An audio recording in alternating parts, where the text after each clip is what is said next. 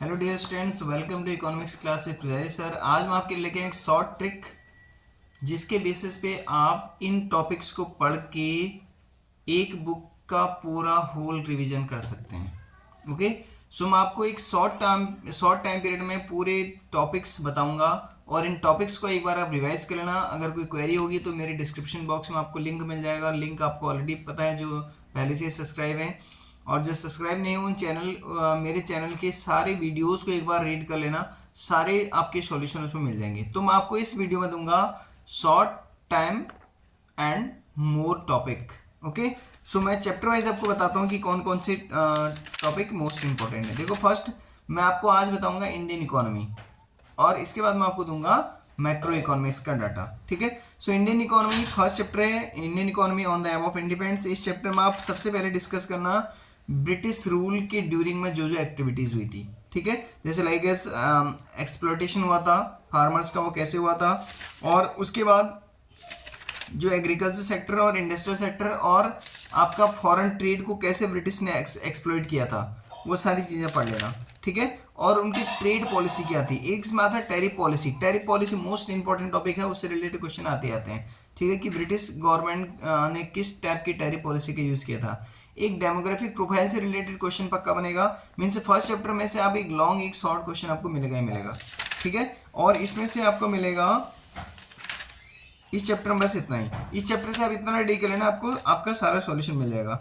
Next chapter number 2 आता है economic system and common goals of 5 year plan. इससे पहले इकोनॉमिक सिस्टम पढ़ लेना। इकोनॉमिक सिस्टम में 3 टाइप्स ऑफ सिस्टम मैंने आपको बताए थे, capitalist economy, socialist economy and mixed economy. तीनों टाइप्स की इकोनॉमी को पढ़ लेना, और तीनों टाइप्स की इकोनॉमी के मेरिट और डिमेरिट पढ़ लेना, और एक दो फीचर पढ़ लेना। तो आपके बहुत सारे क्वेश्चन, इसमें से भी क्वेश्चन पक्का पूछा जाएगा।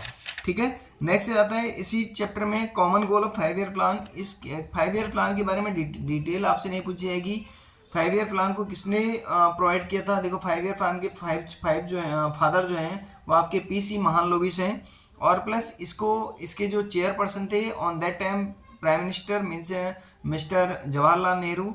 और 1 से लेकर 12 5 ईयर प्लान चले, और 12 5 ईयर प्लान जो एंड हुआ 2017 में हुआ। प्रेजेंट टाइम इसका नाम है नीति आयोग, जिसे हम कहते हैं national institution for transforming India. ठीक है, और ये 2015 1 जनवरी में चेंज हो गया था। ठीक है, इतना क्वेश्चन इसमें से आएगा। बाकी पूछा जाएगा common goal of 5 year plan. Common goal of 5 year plan पढ़ लेना, एंड देन इसमें आपको बहुत सारे टॉपिक इसके अंदर मिल जाएंगे। नेक्स्ट इसमें पढ़ लेना आप types of reforms. Chapter number next है आपका इंडियन इकोनॉमी 1950 टू 1990। इस चैप्टर में पढ़ लेना रिफॉर्म्स पढ़ लेना। लैंड रिफॉर्म्स इसमें आएगा। लैंड रिफॉर्म्स को हम इंस्टीट्यूशनल रिफॉर्म्स भी कहते हैं। और दूसरा पढ़ लेना आप टेक्निकल रिफॉर्म्स। टेक्निकल रिफॉर्म्स में जिसमें ग्रीन रिवोल्यूशन आपका आएगा और मॉडर्न फार्मिंग मेथड आएगा। ठीक है, और इसी से रिलेटेड एक पढ़ लेना आप organic farming. Organic farming most important topic है, ऑर्गेनिक फार्मिंग के बारे में पढ़ लेना। ठीक है, नेक्स्ट इसी चैप्टर में एक मोस्ट इंपॉर्टेंट टॉपिक है आईपीआर 1956, इंडियन पॉलिसी रिजोल्यूशन 1956। इसमें किस टाइप की स्ट्रेटजीज यूज की थी गवर्नमेंट ने 1956 में। आफ्टर इंडिपेंडेंट गवर्नमेंट ने किस टाइप्स की स्ट्रेटजीज को यूज करके इंडियन इकोनॉमी को स्ट्रॉन्ग बनाने के लिए एक वे यूज किया था। ठीक है, तो आईपीआर 1956 को पढ़ लेना। और नेक्स्ट इसमें आता है आपका chapter number next economic reform since 1991 NEP, जिसे हम कहते हैं न्यू इकोनॉमिक पॉलिसी 1991। इसमें आप पढ़ लेना एलपीजी 3 फॉर्म्स ऑफ एलपीजी पढ़ लेना। और 3 फॉर्म्स ऑफ एलपीजी में आपका आता है लिबरलाइजेशन, प्राइवेटाइजेशन एंड ग्लोबलाइजेशन। इन तीनों को अच्छे से पढ़ लेना, और इसमें कौन कौन से रिफॉर्म्स यूज किए गए थे वो पढ़ लेना। ठीक है, मोस्ट इंपॉर्टेंट टॉपिक है, इसमें से 100% क्वेश्चन पूछा ही पूछा जाएगा। ठीक है, नेक्स्ट आप पढ़ लेना इसी चैप्टर में मैंने आपको अभी एक शॉर्ट वीडियो दिया है। उस शॉर्ट वीडियो में मैंने आपको बताया था नवरत्न कंपनीज। नवरत्न कंपनीज का मोटिव था कि ये कंपनी हमारे लिए, हमारे इंडियन इकोनॉमी के लिए मोस्ट इंपॉर्टेंट बेसमेंट थे, और इन्हीं के बेसिस पे नवरत्न कंपनीज को सेटलमेंट किया गया था। और नवरत्न कंपनीज को 3 पार्ट में डिवाइड किया गया। फर्स्ट था महारत्न कंपनीज, सेकंड था नवरत्न कंपनीज, और थर्ड था मिनी रत्न कंपनीज। तो तीनों कंपनीज की एक शॉर्ट वीडियो मैंने आपको दी है। इसमें अराउंड 8 कंपनीज हैं, तो मोस्ट इंपॉर्टेंट टॉपिक है, इसे भी रिवाइज कर लेना। ठीक है, नेक्स्ट आपका चैप्टर आता है, इस चैप्टर से बस इतना ही सफिशिएंट है। नेक्स्ट आता है chapter number next human capital formation. In India. Human capital formation में से आपसे पूछा जाता है, इसमें से एक क्वेश्चन पक्का पूछा जाता है 4 नंबर और 3 नंबर के वे में। अब देखो इसमें क्या आता है, source of human capital. Human capital के सोर्सेज क्या कहते हैं, मैंने आपको बताया था expenditure on education, expenditure on health, expenditure on information and on job training. ये कुछ पॉइंट थे, मैंने आपको बताया था माइग्रेशन को कंट्रोल करने के लिए इन सब चीज़ों को पढ़ लेना, ठीक है। ये आपके मोस्ट इंपॉर्टेंट टॉपिक इसमें से, और इसमें एक रिलेट किया जाएगा, इसमें एक क्वेश्चन पूछा जाता है कि education is the most important for the Indian economy. Education Indian economy के लिए मोस्ट इंपॉर्टेंट है। और इसी चैप्टर में से पूछा जाएगा आपसे ह्यूमन कैपिटल फॉर्मेशन की क्या क्या प्रॉब्लम्स आती हैं, मीन्स ह्यूमन कैपिटल को फॉर्म करने के लिए हमें क्या क्या प्रॉब्लम फेस करनी पड़ती हैं, ठीक है। इसमें आपका आता है राइजिंग पॉपुलेशन, पॉपुलेशन के बढ़ने से एक प्रॉब्लम आती है, ब्रेन ड्रेन की प्रॉब्लम से आता है, deficient man power planning, man power की प्लानिंग कोई प्रॉपर ढंग से नहीं है तो उस रीजन से आता है, insufficient on job training on the primary sector, primary sector means farming, farmers के लिए प्रॉपर ऑन जॉब ट्रेनिंग का प्रोवाइड नहीं होना, वो इसके बारे में पढ़ लेना। नेक्स्ट आता है insufficient on job training primary sector, ये हो गया। लो एकेडमिक स्टैंडर्ड, हमारा जो एकेडमिक स्टैंडर्ड है वो कैसा ट्रेडिशनल है, तो वो एक प्रॉब्लम है। तो इस टाइप की प्रॉब्लम मोस्ट इंपॉर्टेंट टॉपिक है कि किस टाइप की प्रॉब्लम फेस करता है इंडिया ह्यूमन कैपिटल को फॉर्म करने के लिए। So please understand this one and also read from the book, okay. Next one is, next इसमें आप एक बार रिवाइज कर लेना। नेक्स्ट चैप्टर आपका आता है रूरल डेवलपमेंट, ठीक है। रूरल डेवलपमेंट चैप्टर में से बहुत ज़्यादा नहीं पूछा जा सकता है। रूरल क्रेडिट पूछे जा सकते हैं, दो टाइप के क्रेडिट आते हैं, शॉर्ट टर्म क्रेडिट और लॉन्ग टर्म क्रेडिट, और इन दोनों चीज़ों को पढ़ लेना। शॉर्ट टर्म क्रेडिट जो होता है फर्टिलाइजर्स और पेस्टिसाइड इंसेक्टिसाइड इनपुट्स को यूज़ करने के लिए यूज़ करता है। मीडियम टर्म क्रेडिट आपका आता है इसमें, जिसमें हम कहते हैं कि मशीनरी परचेज करने के लिए, या कंस्ट्रक्शन ऑफ फेंस, या डिगिंग ऑफ वॉल, इन सब चीज़ों के लिए जो मिनिमम इन्वेस्टमेंट होता है वो होता है। फिर आता है long term investment, long term credit. Long term credit में आता है आपका जैसे हम कोई लैंड को परचेज कर रहे हैं तो वो इसमें आ जाते हैं। फिर आता है सोर्स ऑफ रूरल क्रेडिट, कि रूरल क्रेडिट के लिए हमारे पास क्या क्या सोर्सेज हैं, उन सोर्सेज में आप पढ़ लेना इंस्टीट्यूशनल सोर्स और non institutional source. Institutional source में आपके आते हैं बैंकिंग सिस्टम, ठीक है। नॉन इंस्टीट्यूशनल सोर्सेज में आते हैं आपके जितने भी लैंडलॉर्ड होते हैं, विलेजर्स होते हैं, विलेजर्स मनी लेंडर्स होते हैं, या जो ट्रेडर्स होते हैं। So these are most important, तो इनको रिवाइज कर लेना। एंड इसमें फिर एक आपका आता है इसी चैप्टर में micro credit programme, self help group जिसमें हम कहते हैं, छोटे छोटे माइक्रो क्रेडिट प्रोग्राम किसके बेसिस पे प्रोवाइड किए जाते हैं उसके बारे में पढ़ लेना। एंड देन एग्रीकल्चर मार्केटिंग, ये भी मोस्ट इंपॉर्टेंट टॉपिक है इसी चैप्टर का। एग्रीकल्चर मार्केटिंग रूरल एरिया, कि रूरल एरियाज को डेवलप करने के लिए एग्रीकल्चर मार्केट को कैसे हमें स्ट्रॉन्ग करना पड़ेगा, इसके बारे में पढ़ लेना। एंड नेक्स्ट आता है आपका चैप्टर, इसी चैप्टर में जो टाइप्स ऑफ मंडीज यूज की गई थी, कौन कौन से स्टेट ने कौन कौन सी, देखो मैं आपको इसमें थोड़ा सा हिंट कर देता हूँ। राजस्थान एंड हरियाणा ने लॉन्च किया था अपनी मंडी और बिग बाजार, ये राजस्थान और हरियाणा पंजाब इन 3 स्टेट ने इसको लॉन्च किया था अपने अपने स्टेट्स में, और ये बहुत इंपॉर्टेंट है, इसमें से क्वेश्चन आएगा, ठीक है। और ऐसी अदर स्टेट ने भी टाइप्स ऑफ मार्केट लॉन्च की थी, उसके बारे में आप एक बार रिवाइज कर लेना। नेक्स्ट इसमें आता है, नेक्स्ट इसी चैप्टर में एक ऑर्गेनिक फार्मिंग वाला टॉपिक है, कि ऑर्गेनिक फार्मिंग प्रेजेंट टाइम की जनरेशन के लिए मोस्ट इन, देखो क्वेश्चन मॉडिफाइड होके आता है, क्वेश्चन कोई बाहर से नहीं आता, क्वेश्चन थोड़ा सा मॉडिफाइड होके आता है, आप घबराना मत। तो क्वेश्चन को अच्छे से रीड कर लेना, आपको सारे आंसर आपके क्वेश्चन आपकी जो रिवीजन है उसमें से मिल जाएगा। अब देखो इसमें क्या है, और ऑर्गेनिक फार्मिंग कैसे इंपॉर्टेंट है प्रेजेंट टाइम की जनरेशन, क्योंकि आज जो हो रहा है पॉल्यूशन के बेसिस पे बहुत सारे डिसीज क्रिएट हो रहे हैं, बहुत सारे टाइप्स ऑफ वायरल आ रहे हैं। आप देख रहे हो हर सीजन में हमें थोड़ा सा भी अगर क्लाइमेट चेंज होता है तो हमें फीवर हो जाता है या बहुत सारी मैनी प्रॉब्लम्स आ जाती हैं। उन प्रॉब्लम के सॉर्ट आउट का रीज़न क्या है, उनका रीज़न है ऑर्गेनिक फार्मिंग। सो इसको रिलेट करते हुए क्वेश्चन पूछा जाता है। ऑर्गेनिक फार्मिंग का मतलब होता है अगर हम without use of chemical farming करते हैं तो उसे ऑर्गेनिक फार्मिंग कहते हैं, ठीक है। इसके बारे में पढ़ लेना। और फिर नेक्स्ट चैप्टर आपका आता है एम्प्लॉयमेंट, इससे रिलेटेड मोस्ट क्योंकि आज जो कंडीशन है वो एम्प्लॉयमेंट की या अंडर एम्प्लॉयमेंट की या ओवर फुल एम्प्लॉयमेंट की बहुत सारी प्रॉब्लम्स हैं कंट्री में, जितनी पॉपुलेशन बढ़ रही है उतनी प्रॉब्लम्स आ रही हैं रिलेटेड एम्प्लॉयमेंट। सो आप टाइप्स ऑफ वर्कर्स पढ़ लेना, इसमें आता है आपका self employed worker. Self employed worker किसे कहते हैं हम, जो अपने लिए खुद जॉब क्रिएट करता है, ठीक है, उसे हम सेल्फ एम्प्लॉयड करते हैं। फिर आता है हैरिड वर्कर। हैरिड वर्कर कौन से होते हैं? जो किसी अदर पर्सन के अंडर वर्क करते हैं। मीन्स जैसे किसी के अंदर जॉब करना, जैसे मैं स्कूल में जॉब करता हूँ तो मैं एमडी सर के अंदर जॉब करता हूँ, ठीक है, तो एमडी सर के अंदर जॉब करता हूँ, so means I am a hired worker, ठीक है। और हैरिड वर्कर में दो टाइप्स ऑफ वर्कर आते हैं, एक आता है कैजुअल वर्कर, एक आता है रेगुलर वर्कर। अब कैजुअल वर्कर वो होता है जो टेम्परेरी बेसिस पे रखा जाता है, और रेगुलर वर्कर वो होता है जो परमानेंट वर्कर होता है, ठीक है। इसको रिवाइज कर लेना अच्छे से। एंड नेक्स्ट इसमें आता है, अच्छा एक इसमें कुछ फॉर्मूले पूछे जा सकते हैं आपसे वर्कफोर्स निकालने का। मीन्स ये एमसीक्यूज में आ सकता है। देखो वर्कफोर्स निकालने का फॉर्मूला होता है workforce is equal labour force minus number of person not willing but are willing to work. Means उन्हें वर्क नहीं मिल रहा है लेकिन वो वर्क करना चाहते हैं। नेक्स्ट आता है नंबर ऑफ पर्सन अनएम्प्लॉयड। तो इसमें लेबर फोर्स में से वर्क फोर्स को माइनस कर देते हैं तो नंबर ऑफ पर्सन अनएम्प्लॉयड आ जाता है। एक आता है पार्टिसिपेशन रेट। पार्टिसिपेशन रेट वाला फॉर्मूला मोस्टली पूछा गया कि एक बार एमसीक्यूज में।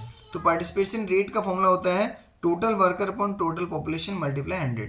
Total workers upon total population multiply 100, इसको रिवाइज कर लेना, ठीक है। नेक्स्ट इसमें आपसे पूछा जा सकता है इस चैप्टर में से आपसे जो रिलेट करके क्वेश्चन आ सकता है वो पूछा जा सकता है कि प्रेजेंट टाइम की जो नीड है वो फॉर्मल सेक्टर वर्कर की ज़्यादा है अकॉर्डिंग टू इनफॉर्मल सेक्टर। अब इनफॉर्मल सेक्टर क्या होते हैं? Informal sector means unorganised sector, जिसमें जॉब सिक्योरिटी नहीं होती, या प्राइवेट इंडस्ट्रीज या प्राइवेट ऐसी कंपनी जो अपने एम्प्लॉयर को मोर फैसिलिटीज़ नहीं देती, ठीक है। तो उसके बारे में एक बार रिवाइज कर लेना। और फिर आपसे पूछा जाता है डिस्गाइज और सीजनल अनएम्प्लॉयमेंट। डिस्गाइज अनएम्प्लॉयमेंट किसे कहते हैं?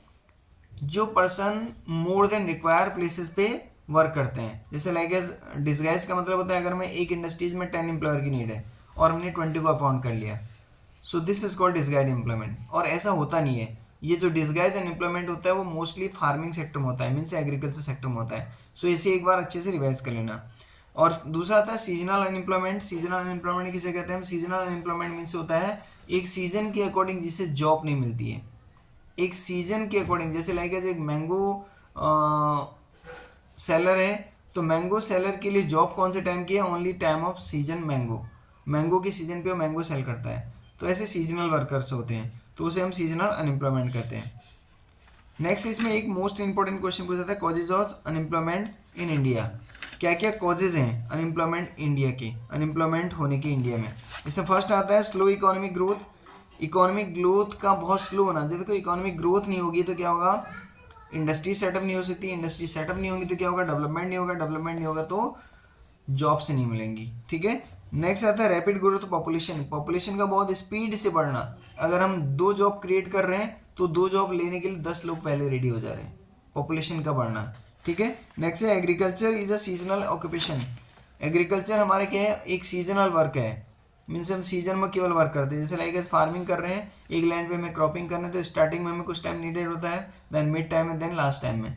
सो रिमेनिंग टाइम पे हम फ्री रहते हैं। सो इसीलिए हमारे कंट्री में अनएम्प्लॉयमेंट ज़्यादा है। Lack of irrigation facility. अगर फार्मर्स फार्मिंग भी करना चाहते हैं तो उसके पास प्रॉपर इरिगेशन फैसिलिटीज़ नहीं है। सो ये भी कहने के एक अनएम्प्लॉयमेंट का एक बहुत बड़ा कॉज है। नेक्स्ट आता है joint family system. Joint family system में क्या होता है? बर्डन कुछ एक मेंबर पे रहता है, बाकी मेंबर डिपेंडेंट हो जाते हैं। तो उस केसेस में क्या होता है? जो आपका जॉइंट फैमिली सिस्टम है वो कहने की अनएम्प्लॉयमेंट को क्रिएट करता है। नेक्स्ट आता है लो सेविंग एंड इन्वेस्टमेंट। कंट्री में सेविंग करने वाले लोग बहुत कम हैं और इन्वेस्टमेंट भी कम हो रहा है। जब सेविंग नहीं है तो इन्वेस्टमेंट नहीं हो पाएगा, ठीक है। तो सेविंग और इन्वेस्टमेंट लेस होने की कंडीशन में हमारे अनएम्प्लॉयमेंट ज़्यादा बढ़ रहे हैं। नेक्स्ट इसमें आता है most important topic types of policy and programme.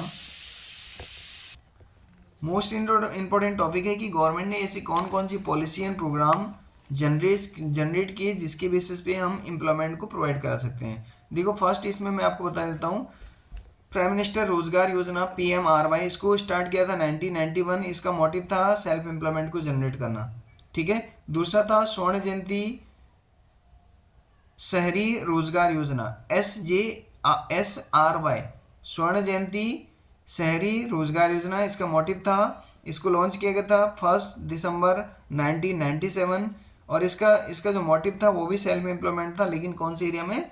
Urban, yes, urban areas में। अर्बन मतलब सिटीज एरियाज में। नेक्स्ट था rural employment guarantee act programme, REGP, जिसको लॉन्च किया गया था 1 अप्रैल 1995 में, और इसका मोटिव भी यही था, सेल्फ एम्प्लॉयमेंट, बट कहाँ? Rural area. Rural means villages areas में। नेक्स्ट आता है prime minister employment guarantee act programme, PMEGP, इसको लॉन्च किया गया था 2008 में, और इसका मोटिव था जो मैन्युफैक्चरिंग एंटरप्राइजेज हैं, जो छोटी छोटी एंटरप्राइजेज हैं, उनको 25 लाख तक का लोन प्रोवाइड कराना अपने बिजनेस को सेटअप करने के लिए। नेक्स्ट था आपका स्वर्ण जयंती ग्राम स्वरोजगार योजना, SGSY, इसको लॉन्च किया गया था 1 अप्रैल 1999, 1999, और इस प्रोग्राम के अंदर जो large number of enterprises establish हैं रूरल एरियाज में, उनको मोटिवेट करने के लिए और डेवलपमेंटल प्रोग्राम प्रोवाइड कराना। नेक्स्ट था आपका Mahatma Gandhi national rural employment guarantee act, MNREGA जिसे हम कहते हैं, इसको लॉन्च किया गया था 2005 में। इसका मोटिव था कि मिनिमम 100 डेज का वेजेस हर किसी पर्सन को मिले जो रूरल एरियाज में रहता है, ठीक है। और नेक्स्ट आता है आपका national rural livelihood mission, NRLM, इस स्कीम को लॉन्च किया गया था,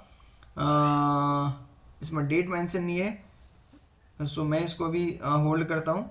और इसका मोटिव था, इसको इसका प्रेजेंट टाइम में जो इसका नेम है वो है दीनदयाल अंत्योदय योजना। मीन्स अंत्योदय योजना का मीन्स होता है जो पुअर लोग होते हैं उनको खाना प्रोवाइड कराना, ठीक है। नेक्स्ट है प्रधानमंत्री ग्राम सड़क योजना, इसको लॉन्च किया गया था दिसंबर 2000 में, और इसका ऑब्जेक्टिव था कि जो वेदर रोड है, मीन्स अच्छी क्वालिटी की रोड है, उससे डिफरेंट एरियाज को कनेक्ट करना, जिससे कि जो जनरेशन ऑफ एम्प्लॉयमेंट है वो बढ़ सके, ठीक है। क्योंकि अगर रॉ मटेरियल डिस्ट्रीब्यूट हो पाएगा, प्लेस हो पाएगा, तो आराम से उसमें प्रोडक्शन किया जा सकता है। नेक्स्ट और सम प्रोग्राम गवर्नमेंट ने यूज़ किए गए रिसेंटली, जिसमें आता है आपका आत्मनिर्भर भारत योजना, ABRY, इसको लॉन्च किया 2020 में, और इस प्रोग्राम का जो मोटिव था वो था new employment opportunities in the time of Covid pandemic. जब कोविड हुआ था उसके बाद इस प्रोग्राम को लॉन्च किया गया था। नेक्स्ट था आपका प्रोग्राम प्रधानमंत्री रोजगार प्रोत्साहन योजना, इसको लॉन्च की PMRPY, इसका मोटिव था, इसको लॉन्च किया था 2016 में, और इसका जो मोटिव था आपका मोटिव था employment creation and new employment को क्रिएट करना। मीन्स स्पेशली जो आपका बर्डन गवर्नमेंट के ऊपर जा रहा है, उस गवर्नमेंट के बर्डन को कम करते हुए प्राइवेट सेक्टर में जॉब को प्रोवाइड कराना।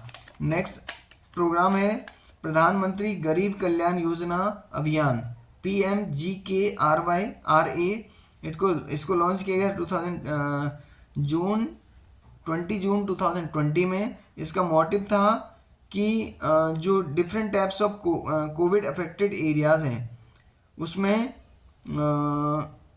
Maintenance of the workers, migrant population है, मैं जैसे आज तक कुछ लोग अगर अदर सिटीज़ में रहते थे, उन्हें वहाँ से जॉब से हटा दिया गया, तो अगर अपने वो प्रॉपर प्लेसेस पे आ गए, अपने विलेजेस एरियाज में अपने प्रॉपर सिटी में आ गए, तो वहाँ पे उनको जॉब प्रोवाइड करने के types of policy and programme provide कराना।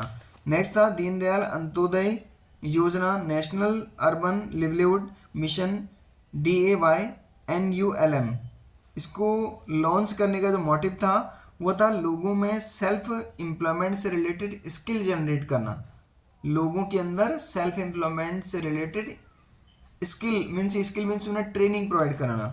नेक्स्ट आता है प्रधानमंत्री कौशल विकास योजना, PMKVY, इस प्रोग्राम को जो लॉन्च किया गया था उसका मोटिव था कि जो स्किल पर्सन है उनको टाइप्स ऑफ एंटरप्राइजेस के थ्रू या टाइप्स ऑफ जो नेशनल स्किल डेवलपमेंट कॉरपोरेशन है NSDM के थ्रू स्किल सर्टिफिकेट स्कीम के तहत सर्टिफिकेट प्रोवाइड कराना, जिससे कि वो किसी रिलेटेड ट्रेनिंग सेंटर में ट्रेनिंग करने के बाद जॉब ले सकते हैं, ठीक है।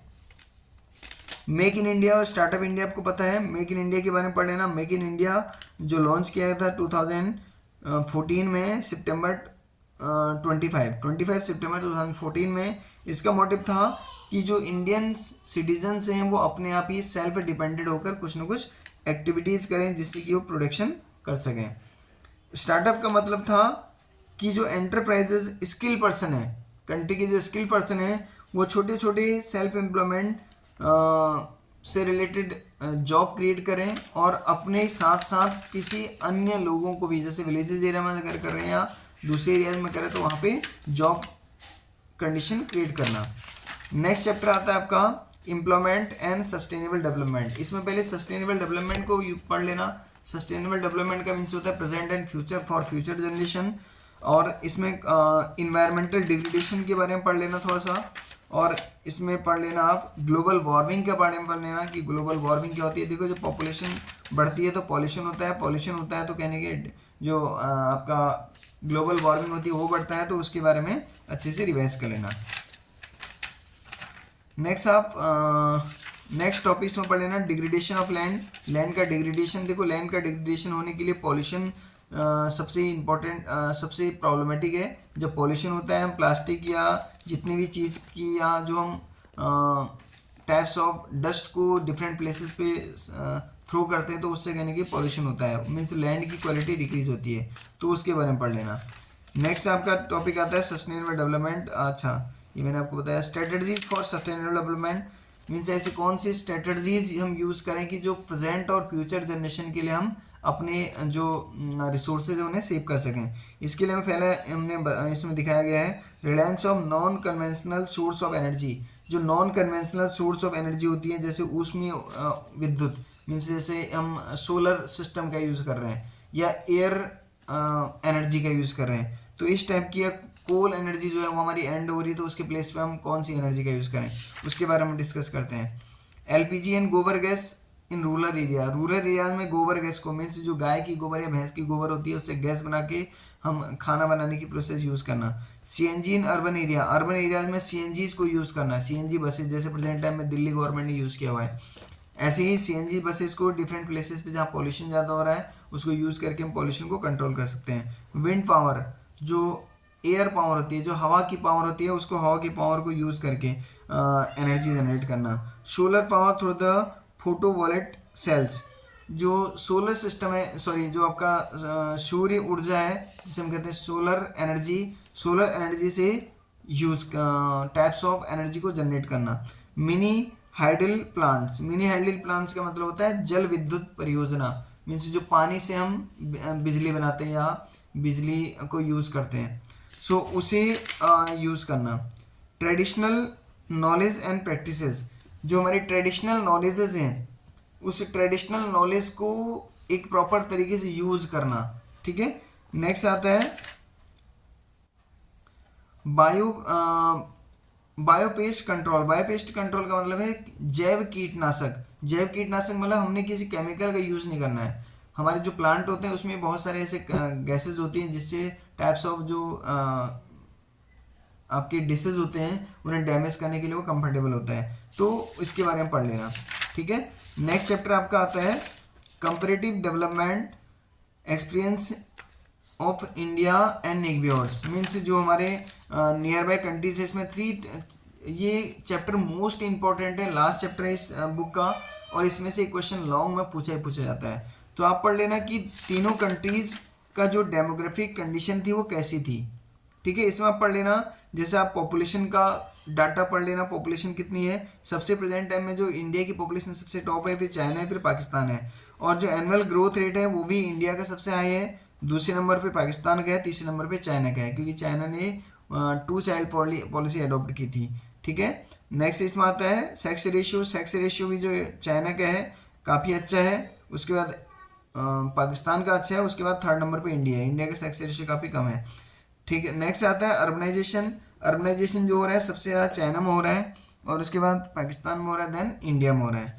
तो इनको रिलेट करके आप बोल सकते हो। और इसमें आप जो इंडिपेंडेंट की बात बताऊँ, सबसे पहले जो इंडिपेंडेंट हुआ था वो इंडिया हुआ था, देन पाकिस्तान हुआ था, देन आपका चाइना हुआ था। सो तीनों कंट्रीज़ के कंपेरिजन को इंडिपेंडेंट के बेसिस पे भी ले सकते हैं आप, पॉपुलेशन की ग्रोथ के बेसिस पे भी ले सकते हैं, और डोमेस्टिक सेक्टरल चेंजेस के बेसिस पे ले सकते हैं। Size of economy, size of GDP growth rate, इसके बारे में आप पढ़ लेना, ठीक है। और तीनों कंट्रीज़ का ह्यूमन डेवलपमेंट कैसे हुआ, ये मोस्ट इंपॉर्टेंट क्वेश्चन बन सकता है कि तीनों कंट्रीज़ का कंपेरेटिव अगर हम करें तो इंडिकेटर्स के बेसिस कौन कौन से ऐसे इंडिकेटर्स हैं जिसके बेसिस पे डेवलपमेंट किया गया।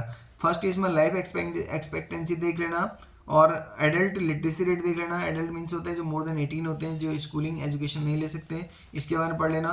Percentage of population below poverty line पढ़ लेना।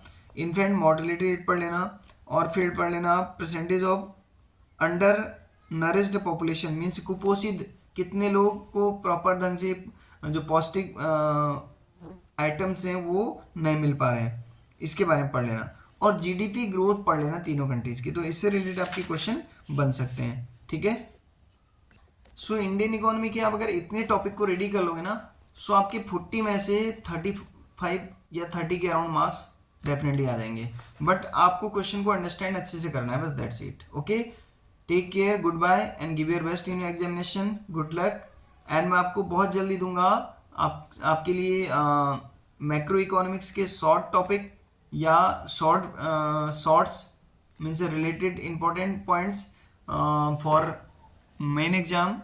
And so please like subscribe and share my channel. थोड़ा सा चैनल को सब्सक्राइब शेयर करवा दो अपने 11th क्लास के स्टूडेंट से, अपने स्कूल्स के स्टूडेंट से, जिससे कि थोड़ा चैनल एक्सीड हो जाए। Okay, good bye, take care.